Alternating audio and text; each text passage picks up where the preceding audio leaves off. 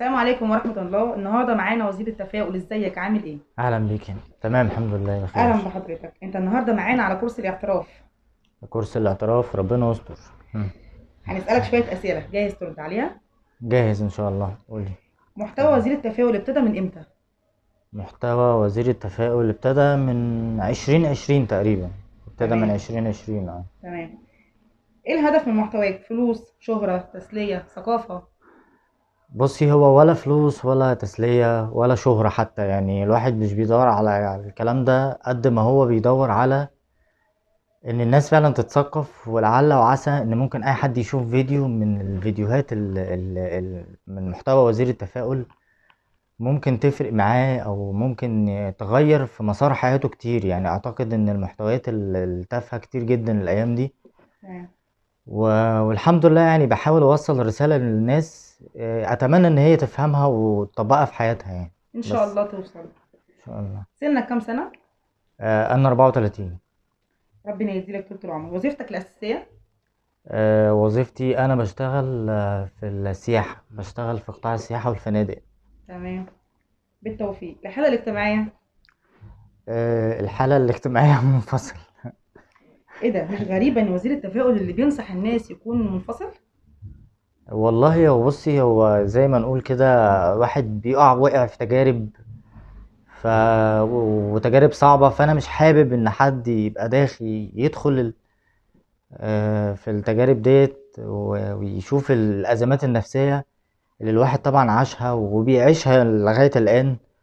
بس الحمد لله يعني المحتوى أو طبيعة المحتوى، طبيعة فيديوهات المحتوى فيها توعية للأسرة والطفل ولكل حاجة يعني. فالحمد لله الواحد ملم بكل المشاكل دي، والواحد بيحاول ان هو يحارب الافكار السلبية، وبيحارب المشاكل اللي في المجتمع وكل الكلام ده يعني. الحمد لله. الحمد لله. ايه الهوايات المفضلة؟ ايه اكتر حاجة وزير التفاؤل بيحبها؟ اكتر حاجة وزير التفاؤل بيحبها ممكن القراية. ممتاز.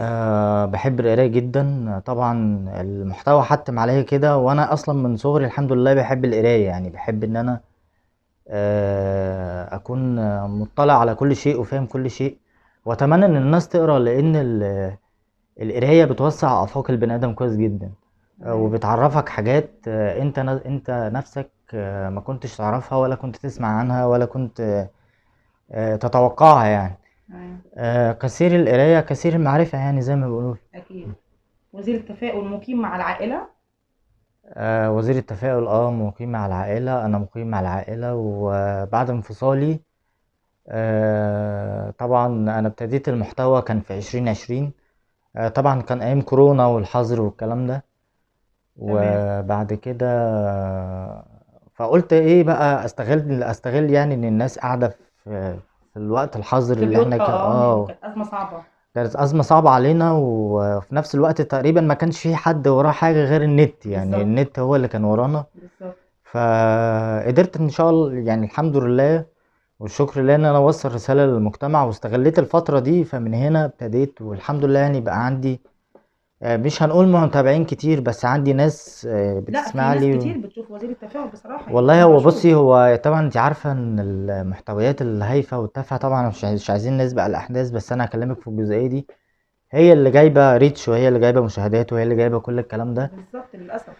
بس انا بحاول بقدر الامكان ان انا يعني عارفه اللي هو، يعني اللي هو انا بوصل لك رساله، والله عايز تعمل بيها اعمل، مش عاوز برضو براحتك. بس هو وما على الرسول الا البلاغ المبين، بس مش اكتر يعني. تمام. سؤال في المشاعر. وزير التفاؤل حب قبل كده؟ وزير التفاؤل حب قبل كده، وزير التفاؤل حب مره. مرة. مره حبيت مره. الله يوفقك. في ارتباط حاليا؟ في ارتباط حاليا؟ لا، مفيش اي ارتباطات ولا اي حاجه حاليا، تمام. مفيش اي حاجه في الوقت الحالي يعني. كون ان يكون عندك متابعين كتير ده يهمك؟ والله بصي، هو الفكره ان انا مش بهتم بقصه المتابعين الكتير قوي دي، زي ما الناس عندها هوس الايام دي بقصه ان هم يبقى عندهم محتوى. فانا عايز مليون واتنين مليون وتلاتة تمام. مليون وخمسة مليون. ولو حضرتك لاحظتي ان في بعض الصفحات او معظم الصفحات اللي دخلتي عليها او اللي كلنا بندخل عليها بنلاقي عليها 3 مليون و4 مليون و5 كتير مليون متابع. كتير تمام. تيجي حضرتك بقى تخشي للمحتوى ذات نفسه او لمحتوى الصفحة، هتلاقيه طبعا زي ما حضرتك عارفة تفاهة وهيافة وكلام فاضي، ما يعني بالظبط. الا من رحم ربي طبعا. يعني في ناس افاضل كتيرة على السوشيال ميديا بالظبط بتقدم تمام. تقريبا نفس المحتوى اللي انا بقدمه، مم. ولكن اللي بقى مطلوب دلوقتي او اللي بقى الطلب عليه هو المحتويات التافهة الهايفة اللي ملهاش اي، يعني كلها هبد واي كلام. يعني للأسف الشديد. مفيش اي محتوى دلوقتي بقى هادف او بقى بيفيد الناس بطريقة مباشرة. وفي نفس الوقت انا مش محتاج ان انا اعمل كده عشان اعلي ريتش مثلا، او ان انا ابقى يعني اللي هو ان انا اتشهر ويجيلي فلوس في واقدم محتوى مش هو مش اللي وزير التفاؤل مقتنع بيه اصلا يعني. فانا مش كده خالص، ولا عمري هبقى كده ولا هكون كده، بس هو هي دي الفكرة يعني. ليه بقيت وزير التفاؤل؟ بصي، هو انا خدت اللقب دوت لما اتكرمت في تونس.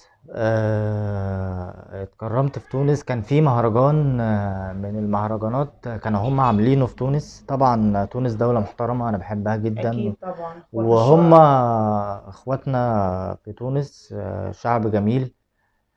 هم هناك بيهتموا بالثقافة والعلم والمحتويات الإرشادية والكلام ده. فكان في مهرجان كان اسمه مهرجان الفيديوهات التوعوية والمحتوى التوعوي. فاتكرمت فيه بأفضل صانع محتوى إرشادي تقريبا في 22 و 23. ومن هنا أخدت اللقب منهم وزير التفاؤل، يعني كان لقب وزير التفاؤل منهم أصلا. هل إسفاف السوشيال ميديا مأثر عليك؟ بصي، هو مأثر على كله طبعا. يعني الإسفاف اللي احنا شايفينه والبهدلة اللي احنا شايفينها دي، احنا بصي احنا عندنا مشكلة في المجتمع. المشكلة دي ان احنا عندنا جهل. يعني ما شاء الله الحمد لله الله اكبر، عندنا جهل بطريقة فظيعة. فما حدش بيدور على الثقافة، ما حدش بيدور على العلم. الاسفاف والتفاهة والانحدار الاخلاقي بقى عادي كده، بقت حاجة عادية. اللي هو يعني احنا بالعكس، انت لو جبتي طالب في ابتدائية ولا في اعدادية وقلت له سمع لي المهرجان الفلاني، هيسمعه لك صم، يمكن حافظه اكتر من اسمه يعني. بالظبط للأسف. فهو للاسف الاسفاف ده مأثر على الكل، حتى مأثر علينا، لان محدش عايز يتثقف، محدش عايز يفهم، محدش عايز اي حاجة فيها صيغة توعوية. الكل عايز يسمع مهرجانات، والكل عايز يعيش بمزاجه وعايز يعيش باللي هو شايفه، محدش عايز يفهم. يعني احنا تقريبا شعب ما بندورش على الحاجات المهمة، لا بالعكس بندور على الحاجات التافهة. والحاجات التافهة او الاسفاف اللي حضرتك بتقول عليه هو بيأثر عليه وبيأثر علينا احنا كمان. يعني بيأثر علينا كصناع محتوى، ان احنا اللي بيعمل محتوى هادف او اللي بيعمل محتوى كويس ده اللي بيوصل، بس بعد مدة، يعني محتاج سنين وسنين. لو حضرتك ما تابعتي او شفتي الكليب اللي كان طالع من سنتين ثلاثة اللي كان اسمه شيماء ده. تمام. فشيماء ده عايز اقولك طلع في قنوات فضائية كتير البطل بتاعه، وكان كليب ملهوش اي تلاتة لازمة يعني. صح بالظبط. فزي ما قلت لحضرتك كده، ممكن حاجة تافهة قد كده تبص تلاقيها طرقعت مع حد معين، يلا انا هعمل محتوى هعمل كليب تافه، وللأسف بيعمل مشاهدات كتير جدا. بالظبط. فلا هي مأثرة علينا طبعا، لان يعني ما بنوصلش، رسالتنا ما بتوصلش الا بعد فترة، وما بنتعرفش طبعا الا بعد فترة. فهي دي المشكلة بس مش اكتر. بنلاحظ وزير التفاؤل أي حاجة سلبية في المجتمع بتعمل عليها فيديو، ليه؟ بصي، هو اي حاجة سلبية في المجتمع بعمل عليها فيديو، لان يعني بصي انا شخص اتربيت على قيم واخلاق ومبادئ شرقية. وبحاول بقدر الامكان ادافع عن ديني وادافع عن القيم والاخلاق والمبادئ اللي انا اتربيت عليها. فلما اطلع او لما يكون في مثلا حدث او فيديو معين حصل، او حادثة، او تصرف تافه من اي حد، في ناس انت بتقولي بتنتقد مثلا تصرفات معينة او بتتكلم في حاجات سلبية عشان تتشهر، او عشان يقولوا عليك مثلا ده بص ده في حد بيتكلم اهو عن فلان مثلا، او يعني من غير ذكر اسماء مثلا. فانا بطلع بتكلم عن رأيي، فوالله انت عايز تسمعني والله كتر خيرك ومرحبا بيك. وهرحب بيك جدا وسعيد ان انت شايف محتوى وزير التفاؤل. مش حابب المحتوى ومش حابب تعليقي حتى لو كان التعليق ده على حاجة سلبية، فهو برضو كتر خيرك. انا تقريبا يعني انا بقول رأيي وافتكر ان رأيي ما يزعلش حد كل واحد يعني. حر في رأيه. كل واحد حر في رأيه، وكل واحد مش محتاج ان انا مش محتاج ان انت تحجر على رأيي عشان اعجبك مثلا، او ان انا امشي مع الموجة وامشي مع التيار عشان خاطر اعجب فصيل معين من الناس. بس هو ده الفكرة كل يعني. الآراء تحترم. هل وزير التفاؤل مصمم في الاستمرار رغم كم من المحتويات التافهة زي التيك توك وغيرها من المحتويات غير هادفة كتير؟ بصي انا طبعا مكمل في المحتوى لان انا مؤمن ومقتنع بيه.